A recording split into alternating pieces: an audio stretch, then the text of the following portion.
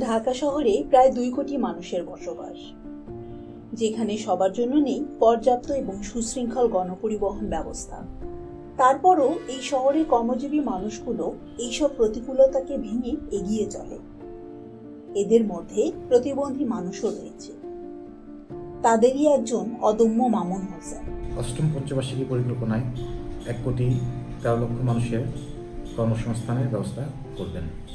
এর শতকরা 1 ভাগ যেন প্রতিবন্ধী মানুষের কর্মসংস্থান দিয়ে পূরণ করা হয়, এটাই আমাদের জনবান্ধব এবং প্রতিবন্ধী বান্ধব সরকারের কাছে প্রত্যাশা এবং দাবি।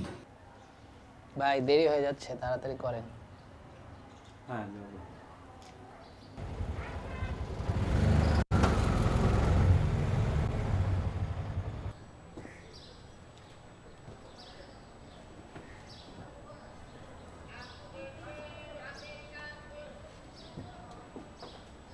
বসছেন? মামুন ভাই, বিকেলে এসে আমি আপনাকে নিয়ে যাব। আজ সারাদিন থাকতে পারছি না ভাই। দেখো না বিকেল পর্যন্ত থাকতে পারো কিনা, না হলে তো ঝামেলা হয়ে যাবে।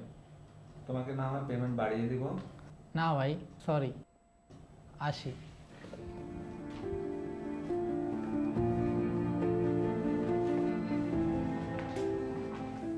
গুরুতর প্রতিবন্ধী ব্যক্তিদের দৈনন্দিন কার্যক্রম সম্পাদনের জন্য নিড বেস প্রশিক্ষিত কেয়ারগিভার একান্ত প্রয়োজন।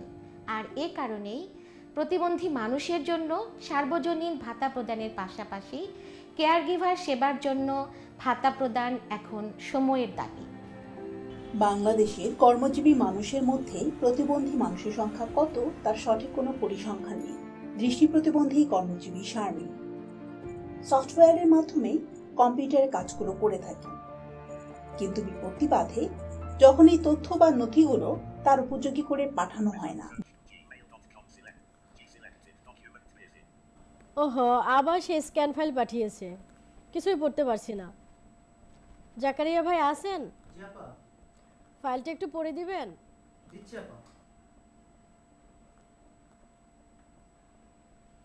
বাংলাদেশ প্রতিবন্ধী উন্নয়ন ট্রাস্ট বিডিটিটি ব্যক্তিদের উন্নয়নে কর্মরত একটি অরাজনৈতিক ও অলাভজনক প্রতিষ্ঠান। প্রতিষ্ঠানটি 2007 সাল থেকে প্রতিষ্ঠিত। জাকারিয়া সাহেব আছেন? একটু আসবেন কি? আসছি স্যার। আমি আসছি, এসে বাকিটা পড়ে দিই।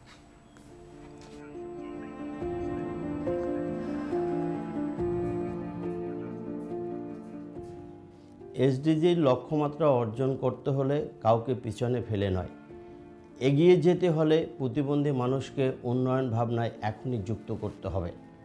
সমগ্র জনগণের 10% মানুষ কোনো না কোনোভাবে প্রতিবন্ধী। এদেরকে বাদ দিয়ে এসডিজির লক্ষ্যমাত্রা অর্জন করা কোনোভাবেই সম্ভব হবে না। যোগাযোগ বিচ্ছিন্নতায় রয়েছে শ্রবণ প্রতিবন্ধী মানুষ। চাকরির ক্ষেত্রে ইন্টারভিউতে তারা ডাকই পান না, পেলেও তাদের বিড়ম্বনায় পড়তে হয় বাংলা ইশারা ভাষার দোভাষী না থাকার কারণে। কেমন আছেন? পরীক্ষা কেমন হলো আপনার? পরীক্ষা কেমন হলো আপনার? আপনি সিভিটা চেক করেন? দেখা হয়নি, সরি। আমরা আপনাকে পরবর্তী একটা ডেট দিব। আপনি কি বুঝতে পারছেন? আপনাকে লিখে দিতে হবে। আচ্ছা, ওনাকে একটা ডেট লিখে দেন। প্রতিবন্ধী মানুষের অধিকার বাস্তবায়নে সরকারকে সিআরপিডি লেন্সে দেখতে হবে। রূপকল্প 2041 বাস্তবায়নে সরকার কাজ করে চলেছেন, কিন্তু প্রতিবন্ধী মানুষকে বাদ দিয়ে সেটা কি সম্ভব?